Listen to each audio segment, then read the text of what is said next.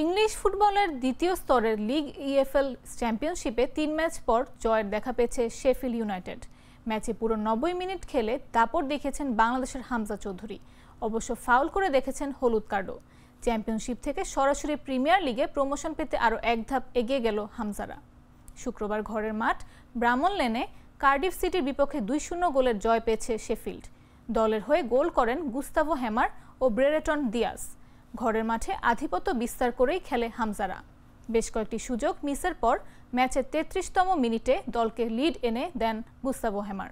প্রথমার্ধে আর কোনো গোল না হওয়ায় লিড নিয়ে বিরতিতে যায় স্বাগতিকরা। বিরতির পরও আধিপত্য বজায় রাখে শেফিল্ড। ৬৯ মিনিটে ফাউল করে হলুদ কার্ড দেখেন হামজা। ৮৭ মিনিটে গোল করে দলের জয় নিশ্চিত করেন ব্রেরেটন দিয়াস। ২-০ গোলের জয় নিয়ে শেষ পর্যন্ত মাঠ ছাড়ে শেফিল্ড। এই জয়ে চ্যাম্পিয়নশিপ টেবিলে ৪৩ ম্যাচে ৮৬ পয়েন্ট নিয়ে তৃতীয় স্থানে রইল শেফিল্ড। সমান ম্যাচে ৯১ পয়েন্ট নিয়ে গোল ব্যবধানে এগিয়ে থেকে শীর্ষে আছে লিডস ইউনাইটেড। সমান পয়েন্ট নিয়ে দ্বিতীয় স্থানে রয়েছে বার্নলি। চ্যাম্পিয়নশিপ থেকে মোট ৩টি দল প্রিমিয়ার লিগে খেলার সুযোগ পাবে। শীর্ষ ২ দল সরাসরি আর ৪ দলের প্লে অফ থেকে সুযোগ পাবে অন্য দলটি।